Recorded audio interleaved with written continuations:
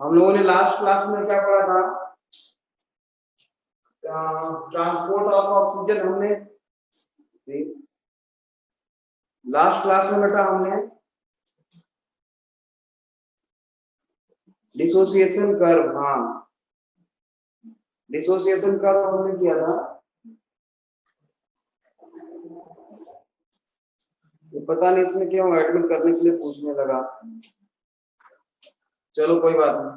तो oxygen transport हमने देखा था बेटा, एंड डिसोसिएशन कर्व देख लिया था, है ना। कर्व राइट की तरफ कब शिफ्ट होगा, लेफ्ट की तरफ, उसको बेटा अंकित।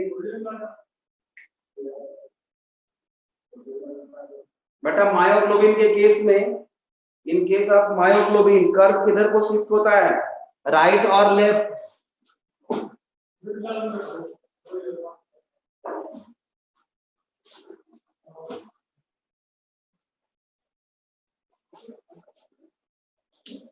बेटा मायोग्लोबिन के केस में curve, repeat question, in case of myoglobin curve shifted in right और लेफ्ट, किधर को शिफ्ट होगा मायोग्लोबिन के केस में?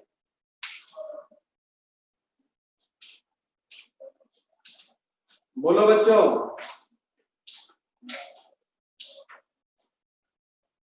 Left, good. और अब अनुभव बेटा, अगर ब्लड एसिडिक हो जाए, ब्लड अगर मोर एसिडिक हो जाए, मतलब एसिडिक और पीएच अगर डिक्रीज कर जाए, एसिडिटी बढ़ जाए या पीएच डिक्रीज कर, तो राइट को शिफ्ट होगा या लेफ्ट को? राइट को शिफ्ट होगा या लेफ्ट को शिफ्ट होगा? राइट को शिफ्ट होगा। नवदीप, ठीक है, राइट को शिफ्ट होगा बेटे, बहुत बढ़िया, ठीक है। अब आपको बताना है बेटा कि अगर कर्व जो है बेटा ये H प्लस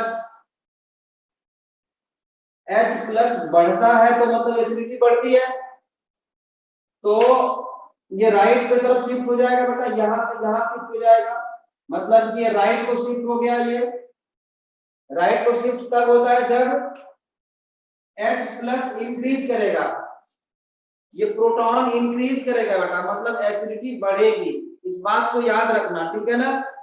तो अब हम हमारा नेक्स्ट टॉपिक है बेटा CO2 transport.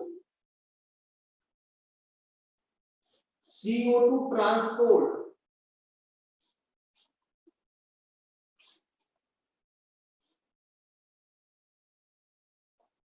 CO2 transport. CO2 को बेटा आप जानते हो कि CO2 ट्रांसपोर्ट कितने तरह से होती है बेटा? 3 तरीके से, है ना। कौन कौन सा? एक तो लगभग 20 to 25% in the form of carbamino haemoglobin के फॉर्म में, लगभग 70% किस फॉर्म में बेटा? बाई कार्बोनेट आयंस के फॉर्म में, बाइकार्बोनेट आयंस के फॉर्म में, और लगभग 7% बेटा इन dissolved state in plasma, 7% dissolved state in plasma,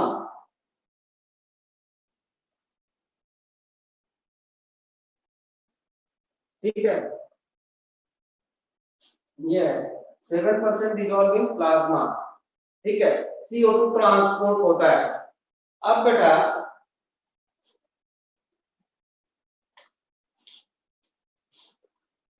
number 1, आप जानते हो एक्सटर्नल रेस्पिरेशन किसे बोलते हैं, इंटरनल रेस्पिरेशन किसे बोलते हैं? तो इंटरनल रेस्पिरेशन में बेटा सबसे पहले CO2 को ब्लड में भेजा जाएगा, ठीक बात है ना। Exchange of gases between blood and tissue, exchange of gases between blood and tissue fluid is called internal respiration, ठीक है ना। CO2 ट्रांसपोर्ट में सबसे पहले हम इंटरनल रेस्पिरेशन पढ़ेंगे, ठीक बात है। तो यहां पे हम लिखते हैं बेटा पहला इंटरनल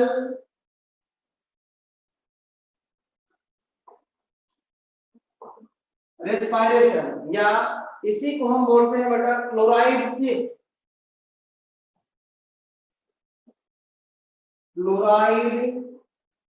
शिफ्ट बोलते हैं, या इसी को बोलते हैं बेटा हैमबर्गर इफेक्ट, इसी को बोलते हैं हम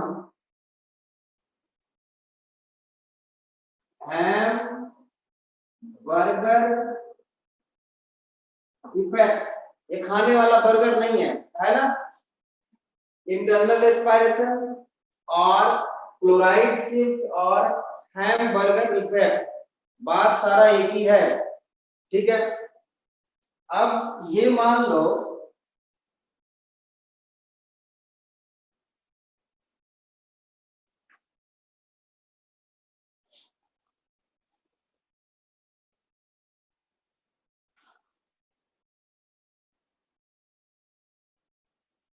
ये ब्लड वेसल है बेटा, ठीक है ना। ब्लड का फ्लो इधर की तरफ है, इस डायरेक्शन में है, चलो इस डायरेक्शन में है या उस डायरेक्शन में है, मतलब इसमें ब्लड है, डायरेक्शन चाहे कोई भी हो, इसमें ब्लड है बेटा। तो ब्लड में क्या होगी, आरबीसी होगी। मैं यहां पे ये मैंने एक आरबीसी बना दिया आपको समझाने के लिए, ये है बेटा आरबीसी, ये इतनी बड़ी मैंने आरबीसी बनाया है आपको समझाने के लिए ब्लड में, ठीक है। और यहां पर ये है बेटा टिश्यू ऑब्लिक, इसको सेल्स बोलेंगे, टिश्यू या सेल है बेटा। ये क्या प्रोड्यूस करेगी, CO2 प्रोड्यूस करेगी during respiration. Cellular respiration sales produce carbon dioxide, ये बात आप सब लोग जानते हैं। तो इसमें जो CO2 प्रोड्यूस की जाएगी बेटा, इसका लगभग आप जानते हो 70% CO2 इधर आया, कहां, आरबीसी में, ठीक। देख लो आरबीसी में आ गया CO2, आराम से धीरे धीरे समझना, स्टेप बाय स्टेप। अब ये CO2 क्या होगा बेटा कि वाटर के साथ मिक्स कर जाएगा, वाटर के साथ मिक्स नहीं करेगा, मतलब रिएक्शन होगा वाटर के साथ इसका, और इसमें एंजाइम लगेगा बेटा, एक एंजाइम लगेगा कार्बोनिक एनहाइड्रेज। कौन सा एंजाइम बेटा, कार्बोनिक एनहाइड्रेज, मैं लिख देता हूं यहां पे कार्बोनिक एनहाइड्रेज।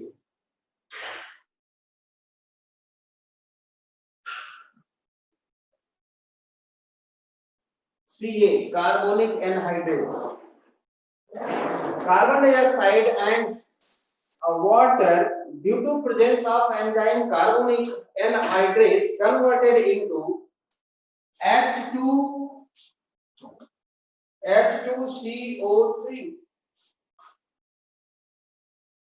H2CO3 देख लो, H2CO3, ठीक।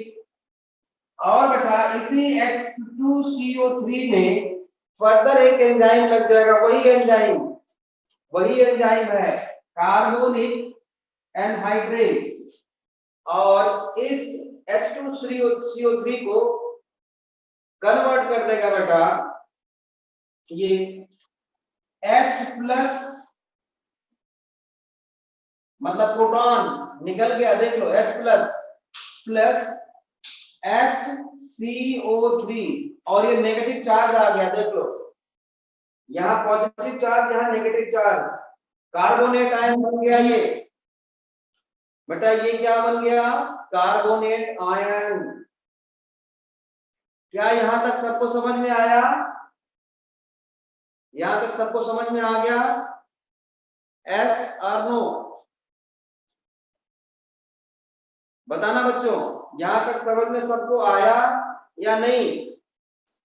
हाँ या ना? ठीक है, आ गया, बढ़िया, ठीक है। अब देखो,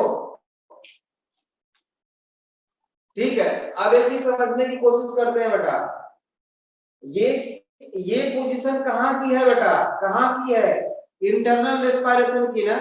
तो यहाँ पे जो टिश्यू के पास जो ब्लड जाएगा बेटा, टिश्यू के पास जो ब्लड पहुंचा है उसमें ऑक्सीजन का अमाउंट ज्यादा होगा, ठीक है। मतलब जो भी हीमोग्लोबिन आरबीसी के पास होगा बेटा वो ऑक्सी हीमोग्लोबिन के फॉर्म में होगा, ये तो पक्का है। मतलब साफ है कि यहाँ जो ब्लड आया है बेटा उसमें ऑक्सी हीमोग्लोबिन ज्यादा है। मतलब यहाँ पे जो हीमोग्लोबिन है, यहाँ पे जो हीमोग्लोबिन है बेटा वो है HbO2 ऑक्सी हीमोग्लोबिन HbO2 है यहाँ पर। अब देख लो, जैसे ही इस आरबीसी के अंदर बेटा प्रोटॉन बढ़ा तो ब्लड क्या हो गया, ये आरबीसी के अंदर क्या हो गई, एसिडिटी बढ़ गई बेटा, एसिडिटी बढ़ गई तो कर्व किधर को शिफ्ट होगा, राइट को शिफ्ट होगा। जब राइट को शिफ्ट होगा तो ये ऑक्सीजन जो है बेटा हीमोग्लोबिन का साथ छोड़ देगी, डिसोसिएट हो जाएगा, डिसोसिएट हो जाएगा ये ऑक्सीजन हीमोग्लोबिन से, और ये इसका साथ छोड़ देगा। मतलब ये किसमें कन्वर्ट हो जाएगा बेटा, ये कन्वर्ट हो जाएगा बेटा Hb प्लस, ये ऑक्सीजन रिलीज कर देगा बाहर, ठीक है। और ये जो ऑक्सीजन है बेटा ये चला आएगा इधर, ठीक है, ठीक है, समझ में आया। और ये Hb मैंने दो जगह बनाया है, ये जो Hb रिलीज होगा बेटा इसका कुछ Hg जो है सम अमाउंट ऑफ हीमोग्लोबिन, कितना अमाउंट, लगभग 20 to 25% Hb, लगभग 20 to 25% haemoglobin combined with carbon dioxide, combined with carbon dioxide, मतलब this Hb plus CO2 ये क्या बना लेगा बेटा, HbCO2, और यही क्या है, यही क्या है बेटा, कार्बामिनो हीमोग्लोबिन।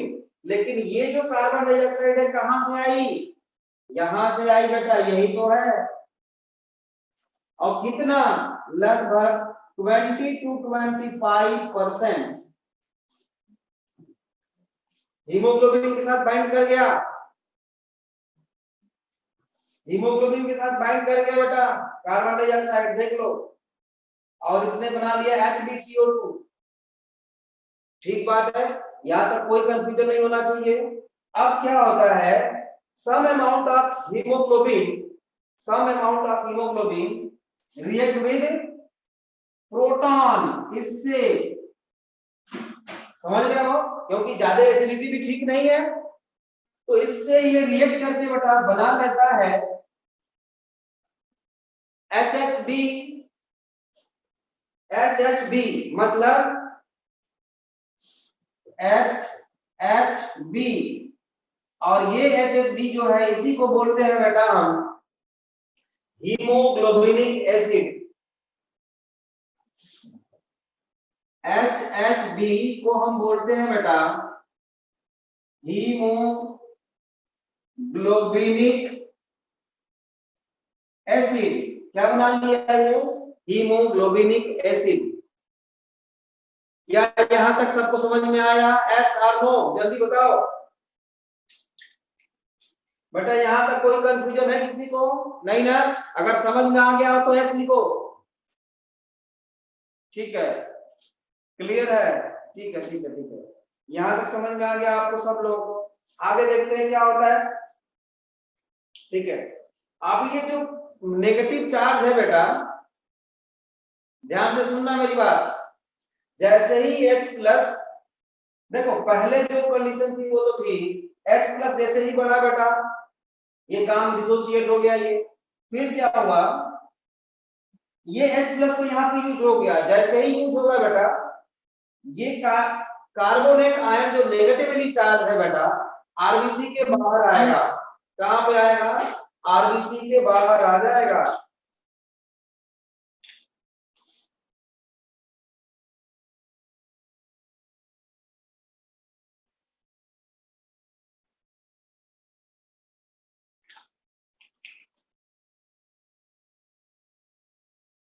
HCO3 देखो प्लाज्मा में आया, और यहां पर जैसे ही आएगा ना बेटा ये प्लाज्मा में पहले से क्या है? NaCl, यहां पे सोडियम क्लोराइड है। ठीक है, सोडियम क्लोराइड थोड़ा बहुत, या ऐसे ही सोडियम फ्री उसमें है तो भी वो भी इसके साथ कंबाइन कर सकती है। इसके आने से बेटा ये डिसोसिएट होगी और ये Na इसके साथ बाइंड कर जाएगा। ठीक है ना? मतलब दिस Na प्लस दिस ये क्या बना लेगा? Sodium by carbonate NaHCO3। ठीक है, और ये जो क्लोरीन है बेटा बाहर निकल गई। अब इसको बैलेंस करने के लिए फिर से ये यहां पर चली गई, अंदर आ गई। इसको बोलते हैं बेटा chloride shift. Chlorine ion from plasma moves from plasma to within the RBC is called chloride shift। Chloride shift इसको हम क्या बोलेंगे बेटा? इसी को बोलते हैं क्लोराइड शिफ्ट। ठीक है, यही है क्लोराइड शिफ्ट। अब देखो हुआ क्या है, यहाँ पे जो कार्बन डाइऑक्साइड वहां पर प्रोड्यूस हुई उसका 70% तो देखो सोडियम बाइकार्बोनेट या पोटेशियम बाइकार्बोनेट के फॉर्म में भी ये ले जाया जाता है। पोटेशियम बाइकार्बोनेट भी बन सकता है। सोडियम या potassium bicarbonate 70% of carbon dioxide, 20 to 25% carbon dioxide transported in the form of carbaminohemoglobin। यही है कार्ब अमीनो हीमोग्लोबिन के फॉर्म में, कार्बामिनो हीमोग्लोबिन के फॉर्म में बेटा। ठीक है, तो अब ये इंटरनल रेस्पिरेशन कंप्लीट। यहां से sodium bicarbonate Hbco2 and HHB haemoglobinic acid, ये स्ट्रॉन्ग एसिड होता है बेटा, ये स्ट्रॉन्ग एसिड होता है विद इन द आरबीसी। याद रखना चाहिए आपको HHB। अब इसको ले जाया जाएगा कहां पे? लंग्स में बेटा, और वहां पे इसी का जस्ट रिवर्स प्रोसेस होगा। यहां तक सबको समझ में आ गया क्या? ऐसा नो समझ में आया या नहीं आया? आ गया, क्लियर है? बहुत अच्छा बच्चे, बहुत बढ़िया, वेरी गुड, ओके। अब देखो यहां पर ये 20 to 25% और 70% तो हमने दिखा दिया। अब इसका 7% of CO2 carried by blood in the form of dissolved state in plasma by the plasma। मतलब ये प्लाज्मा है बेटा, ये प्लाज्मा है, जैसे कि वाटर में ऑक्सीजन घुल जाती है, डिसॉल्व हो जाती है, CO2 डिसॉल्व हो जाती है, उसी तरह से कार्बन डाइऑक्साइड ब्लड के प्लाज्मा में डिसॉल्व हो जाता है ना। कितना? 7%। ये प्लाज्मा में डिसॉल्व हो जाती है और चली जाती है कहां तक? लंग्स के एल्वियोली तक। इसको थोड़ा सा और डिटेल हम पढ़ेंगे अभी बाद में, है ना, 10 मिनट बाद में पढ़ेंगे। पहले हम ये इंटरनल एस्पायरेशन कर लिए हम लोग, अब पढ़ेंगे एक्सटर्नल एस्पायरेशन। इस पूरे डायग्राम का, चार्ट का जो बेटा आप स्क्रीनशॉट ले लो और बाद में कॉपी पे बना लेना अच्छी तरह से, जल्दी करो, स्क्रीनशॉट ले लो।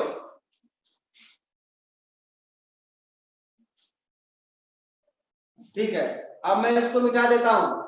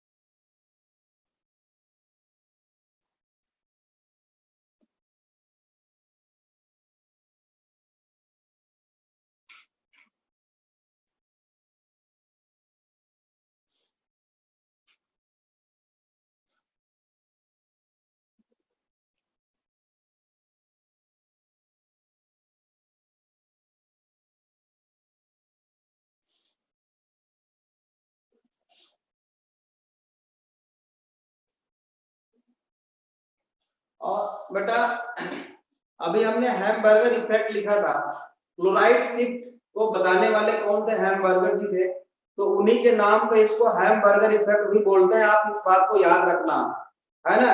और H+ जो बढ़ता है बेटा, उसी को हम बोहर इफेक्ट बोलते हैं। मैं बताना भूल गया, अभी याद आया मुझे। यहाँ पे जो H+ बढ़ा था, प्रोटॉन जो बढ़ा था, मतलब एसिडिटी जो इंक्रीज की थी बेटा, इसी को हम क्या बोलते हैं? इसी को बोलते हैं बेटा बोहर्स इफेक्ट। बोहर्स इफेक्ट, ठीक है, related to transport of oxygen, है ना, ये याद रखना है आप। बोहर इफेक्ट वो कैसे करता है देखते हैं। अब है बेटा इंटरनल रेस्पिरेशन और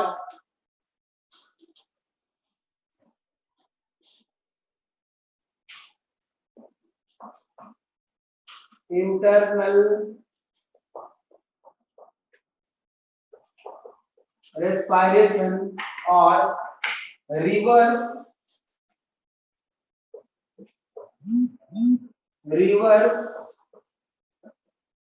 फ्लोराइड शिफ्ट। इंटरनल रेस्पिरेशन और रिवर्स क्लोराइड शिफ्ट, उसी का उल्टा, या इसको हेल्डन इफेक्ट भी बोलते हैं, ठीक है ना। और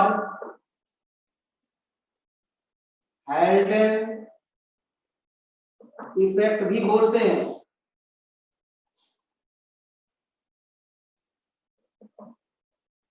ठीक है।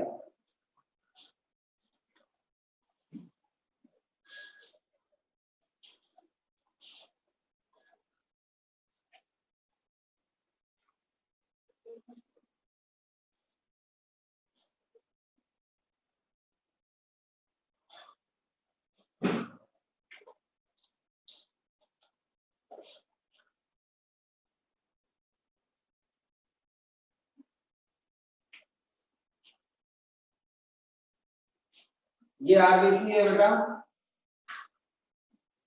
ठीक है, इसमें ब्लड है और यहाँ पे क्या होगा, एल्वियोली होगी ना, क्योंकि लंग्स के पास पहुंच गया है बेटा ये, तो यहाँ पे क्या होगी, एल्वियोली होगी। यहाँ पे क्या होगा, एल्वियोली होगी।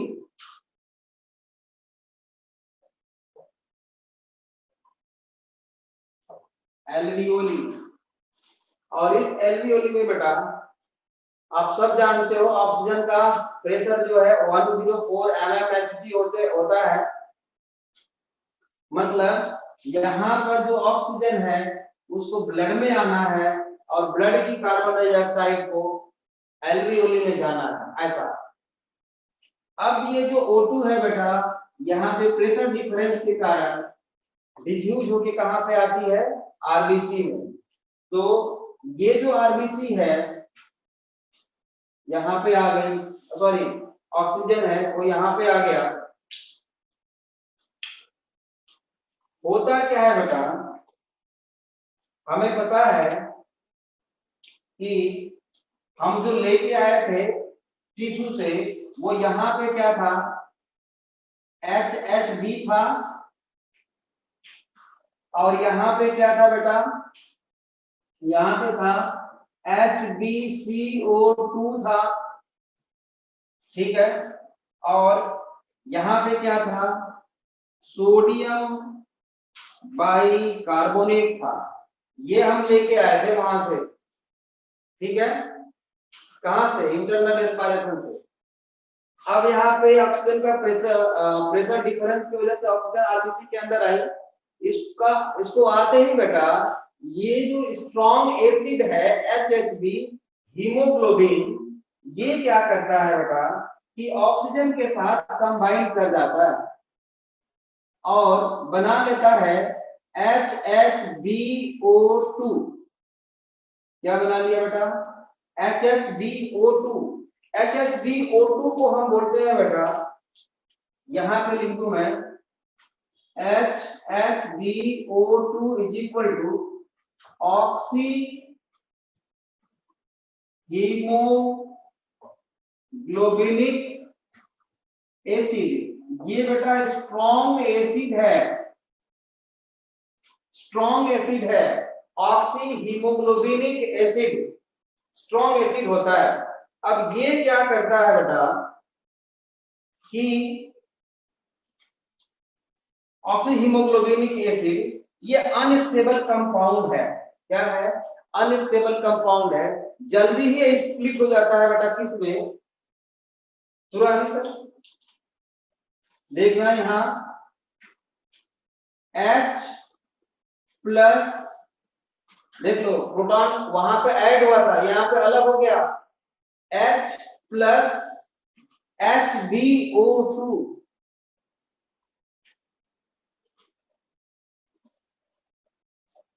ऑक्सी हीमोग्लोबिन, ऑक्सी हीमोग्लोबिन बन गया।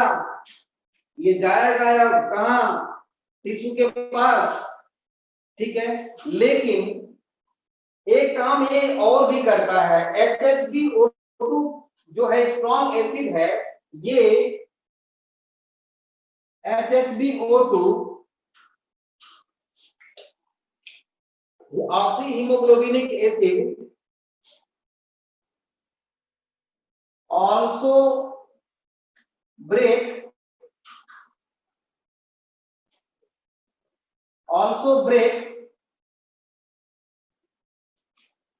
कार्बामिनो इसको भी ब्रेक कर देता है इनटू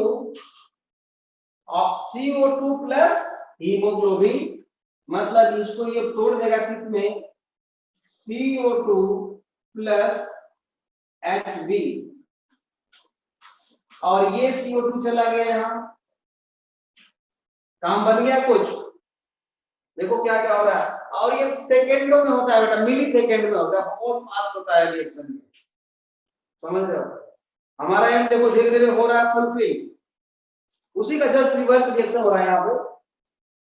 ऑक्सी हीमोग्लोबिनिक एसिड जो है ऑक्सीजन के साथ मिल गई और प्रोटॉन प्रोड्यूस कर दिया, मतलब ऑक्सीजन हीमोग्लोबिन के साथ ऑक्सी हीमोग्लोबिन बना लिया, और ये भी यहाँ भी हीमोग्लोबिन फ्री हो गया कुछ, ठीक है। अब ये हीमोग्लोबिन क्या करेगा, बाकी का बचा हुआ कुछ ऑक्सीजन इधर से आएगा और ये दोनों मिलके HbO2 बना लेंगे। सिंपल बात समझ में आ गई, ठीक है। अब यहाँ पे देखो क्या होगा, जैसे ही H प्लस बढ़ा बेटा, H प्लस प्लस HbO2 हुआ ना, यहाँ पे लग जाएगा बेटा एक एंजाइम, आप जानते हो, कार्बोनिक एनहाइड्रेज। कार्बोनिक एनहाइड्रेज यहाँ भी उल्टा काम कर रहा है यहाँ पर, ठीक है ना, ड्यू टू पीएच डिफरेंस। ये क्या करेगा बेटा कि H प्लस यहाँ पे, अब यहाँ से HCO3 इसके साथ कंबाइन करेंगे, लेकिन ये कैसे जाएगी बेटा, होता क्या है बेटा, यहाँ पे जो क्लोरीन आई थी बेटा, वो K के साथ मिलके KCl बना लिया था उसने, क्लोराइड जो अंदर आई थी वो KCl बना लिया था, तो है ना, पोटेशियम क्लोराइड KCl। अब क्या होगा कि जैसे ही यहाँ पे प्रोटॉन बढ़ा, वैसे ही ये पॉजिटिव, वैसे ही ये क्लोरीन अलग हो गई और ये पोटेशियम अलग हो गया। ये क्लोरीन तुरंत बाहर आएगी, क्लोरीन कहाँ आ गई, तुरंत बाहर आने से फिर क्या हुआ बेटा, ये जो HCO3 है ये स्प्लिट हो जाएगा और क्लोरीन और सोडियम मिलके क्या बना लेंगे, NaCl जो पहले था वही बन गया, और ये जो है HCO3 नेगेटिव, मतलब कार्बोनेट आयन नेगेटिव आ गया, ठीक है। पहले Na प्लस आएगा, फिर क्लोरीन के साथ रिएक्ट करके बेटा NaCl बना लेगा, या नहीं भी बनाएगा तो उस तरह के आयन के फॉर्म में पड़ा रहता है, जरूरी नहीं कि वो बनाएगा, ठीक है। अब ये HCO3 जंप करके देखो, ये रिवर्स क्लोराइड शिफ्ट हो रहा है, रिवर्स क्लोराइड शिफ्ट, बाहर आया क्लोरीन, कहां पे, एल्वियोली के पास, लंग्स में। अब ये आया बेटा इधर HCO3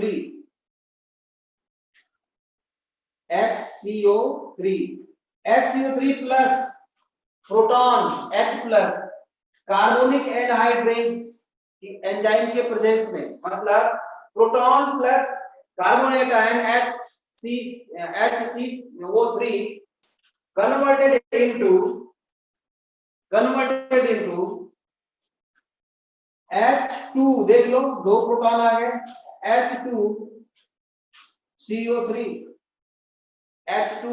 देखो बैलेंस है इक्वेशन, ठीक बात है। अब इसमें बेटा फिर से कार्बोनिक एनहाइड्रेज एंजाइम लगेगा, और ये कन्वर्ट हो जाएगा किसमें, H2O प्लस CO2, देख लो इसी के उल्टा रिएक्शन हुआ था वहां पे, वाटर प्लस कार्बन डाइऑक्साइड बनाया इसने, और दो बार कार्बोनिक एनहाइड्रेज यहाँ भी लगा है और वहां भी लगा था। अब ये जो कार्बन डाइऑक्साइड है बेटा चली गई यहाँ, ठीक है, और प्लाज्मा में जो 7% डिसॉल्व कार्बन डाइऑक्साइड था वो भी चला गया यहाँ,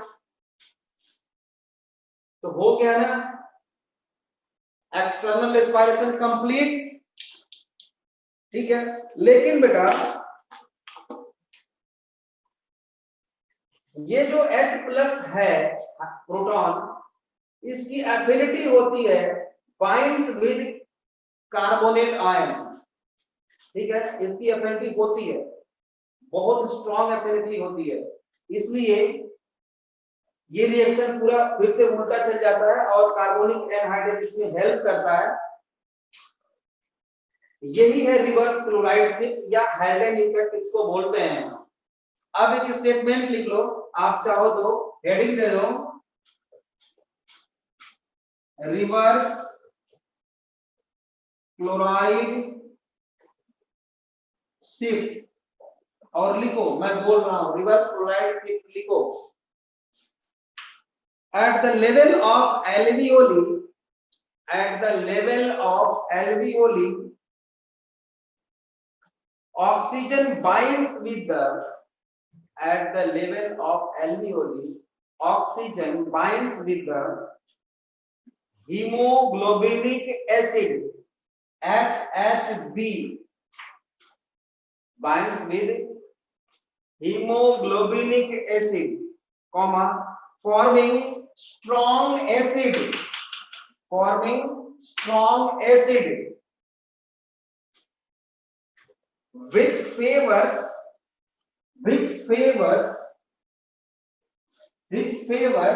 dissociation of carbon dioxide, carbon dioxide.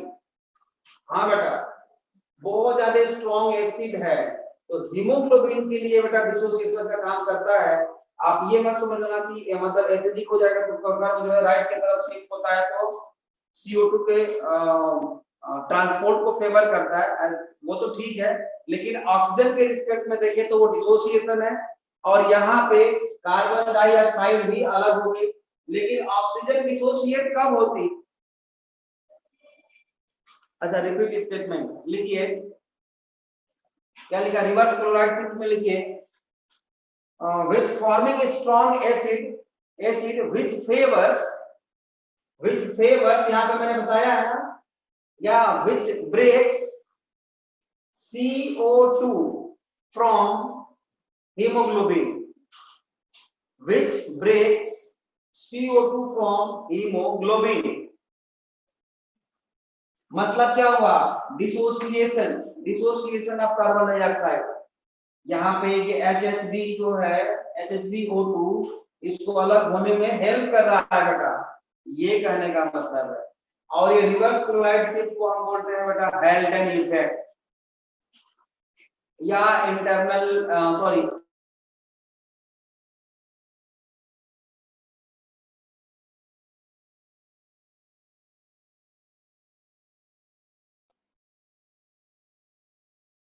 ठीक है। मेरी आवाज साफ आ रही है? अभी लिखा था जूम मीटिंग म्यूटेड लिखा था, कुछ लिखा था। वॉइस क्लियर है मेरी? ठीक है, तो यहां तक समझ में आ गया बच्चों सबको? यहां तक क्लियर है? क्लियर है तो एस लिखो बेटा, तो आगे हम बढ़े। ठीक है बेटा, आगे बढ़ते हैं। ठीक है, अब जो 7 सर डाउट है, मोहित बेटा डाउट है, मोहित को डाउट है, मैं अनम्यूट करता हूं, बोल बेटा।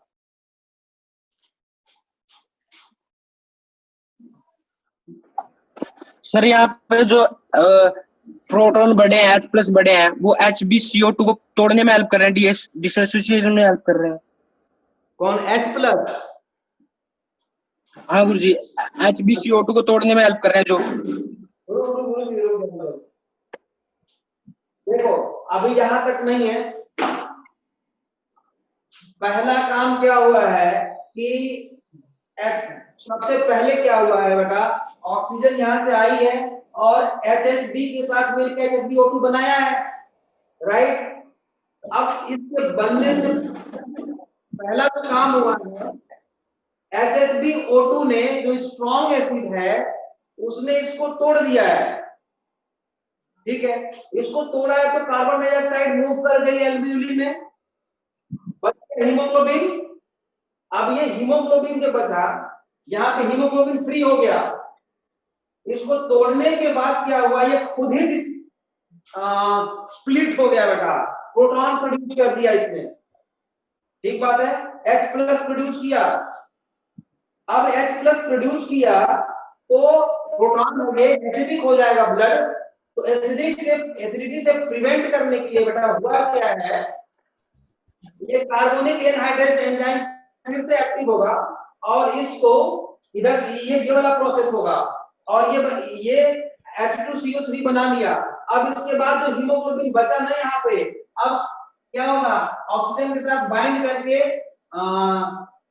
HbCO2 बना लेगा। देख लो, ये हीमोग्लोबिन जैसे ही ये H+ यूज हुआ बेटा, ये HbO2 बना लेगा, समझ रहे हो।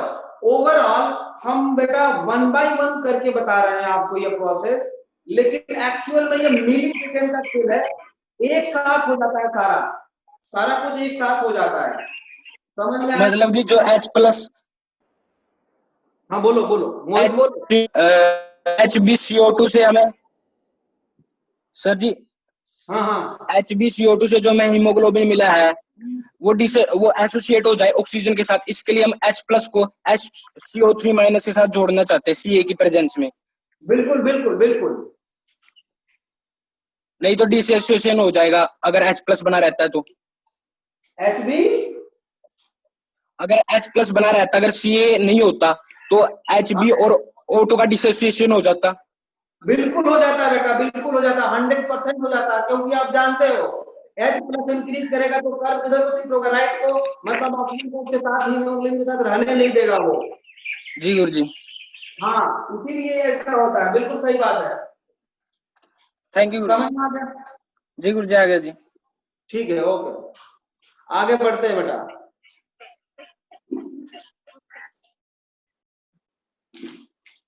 अब जो 7% हम बता रहे थे आपको कि प्लाज्मा के थ्रू ट्रांसपोर्ट होता है, उसको भी पढ़ लेते हैं बेटा।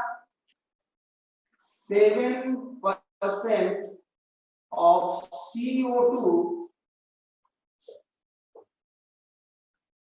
transported by plasma, 7% CO2 transported by plasma, ये आप जानते हो कैसे होता है।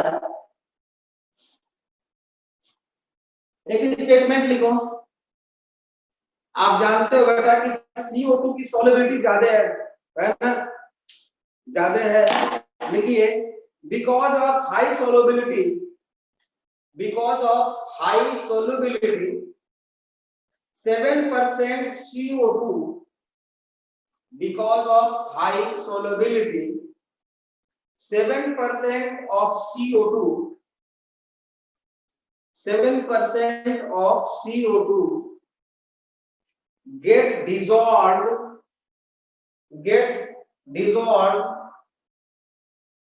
in the blood plasma, get dissolved in the blood plasma, and it's carried by the blood, carried by the blood.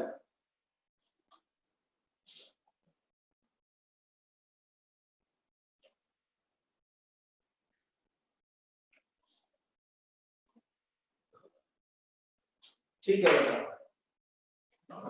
Blood का फ्लो जो है बेटा इधर को है, मान लो ब्लड का फ्लो इधर को है ऐसे, ठीक है। तो जो आर्टेरियल ब्लड होता है, आर्टेरियल ब्लड मतलब जो टिश्यू के तरफ मूव कर रहा है बेटा, और जो away from the tissue move कर रहा है, उसमें CO2 ज्यादा होगा, तो CO2 के तरफ जाता है ब्लड, वो आर्टेरियल ब्लड होता है, उसमें CO2 कम होता है, ठीक बात है ना। तो ये जो ब्लड होगा बेटा ऐसे मूव कर रहा है, तो ये जो ब्लड यहाँ मान लो क्या है, यहाँ पे मान लो टिश्यू है, ये क्या है, टिश्यू है, यहाँ पे CO2 प्रोड्यूस किया जा रहा है बेटा, ठीक है। तो जो टिश्यू के पास ब्लड गया बेटा, उस ब्लड को हम बोलेंगे आर्टेरियल ब्लड, ठीक है, आर्टेरियल ब्लड बोलेंगे। इसमें जो CO2 का अमाउंट होता है बेटा, CO2 का जो अमाउंट होता है, वॉल्यूम जो होता है, वो होता है 2.4 ml of per 100 ml of blood, मतलब 100 ml ब्लड में बेटा कार्बन डाइऑक्साइड कितनी होती है, 2.4 ml, लेकिन किस ब्लड में, आर्टेरियल ब्लड में, जो टिश्यू के पास जाता है, इसका मतलब ये हुआ बेटा कि हम किसी भी ब्लड को, चाहे वो आर्टेरियल हो चाहे वेनस ब्लड हो, दोनों ब्लड में कार्बन डाइऑक्साइड और ऑक्सीजन दोनों होती है। ये बात याद रखना है। हम ऐसा नहीं कर सकते कि ऑक्सीजनेटेड ब्लड में कार्बन डाइऑक्साइड होती ही नहीं, ऐसा बिल्कुल भी हम नहीं बोल सकते। या वेनस ब्लड में ऑक्सीजन बिल्कुल नहीं होती, ऐसा भी नहीं बोल सकते हम। आपने देख भी लिया है ना, हमने बताया था 15 ml of oxygen during strenuous condition used by the tissue in पर 100 ml ऑफ ब्लड, फ्रॉम पर 100 ml ऑफ ब्लड, बता चुके हैं हम आपको। तो बेटा इसमें CO2 भी है और ऑक्सीजन भी है, दोनों है।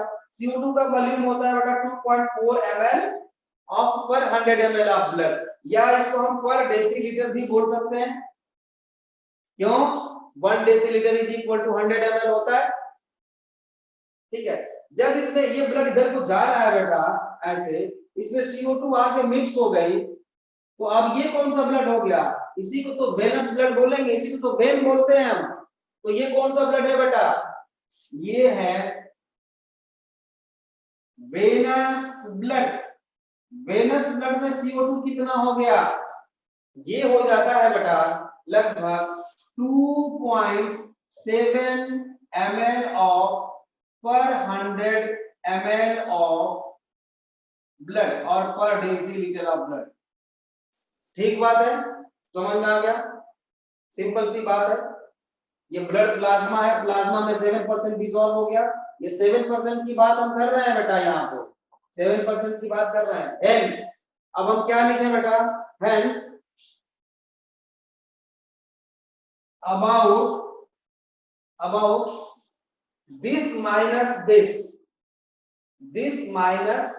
this, क्योंकि इतना तो पहले से ही होता है, बाद में इतना हो जाता है। तो अगर इसमें से इसको माइनस कर दें बेटा, तो वो आएगा volume of carbon dioxide which carried by the 100 ml of blood. Clear होना चाहिए बिल्कुल बात। तो अबाउट 0.3 आएगा, 0.3 इन ब्रैकेट हम लिख सकते हैं बेटा 2.7 माइनस 2.4, तो 0.3, ठीक है, ml of carbon dioxide carried by 100 ml of blood, ठीक है, या transported by 100 ml of blood. मतलब ओवरऑल देखें तो कार्बन डाइऑक्साइड प्लाज्मा के थ्रू कितने ml कैरी की जाती है बेटा? 0.3 ml of carbon dioxide carried by 100 ml of blood. तो 100 इसमें मल्टीप्लाई कर दो 10 का, तो 1 लीटर आ जाएगा, और 5 लीटर हमारा ब्लड होता है, 5 to 6 लीटर, मल्टीप्लाई बाय 5, तो total volume of carbon dioxide हमारे पूरे बॉडी का आप लोग निकाल सकते हो, है ना। मैथमेटिक्स वैसे ही बढ़िया होता है आप लोगों का, है ना। हाँ, तो निकाल सकते हो। क्या यहाँ तक समझ में सबको आया? यहाँ तक सबको समझ में आ गया बच्चे, या नहीं आया? आ गया, ठीक है, बढ़िया। तो अब नेक्स्ट हेडिंग देते हैं हम, regulation of respiration. Next class में आप हमें बताना कि सर ये पढ़ाना है ना, रेगुलेशन ऑफ रेस्पिरेशन।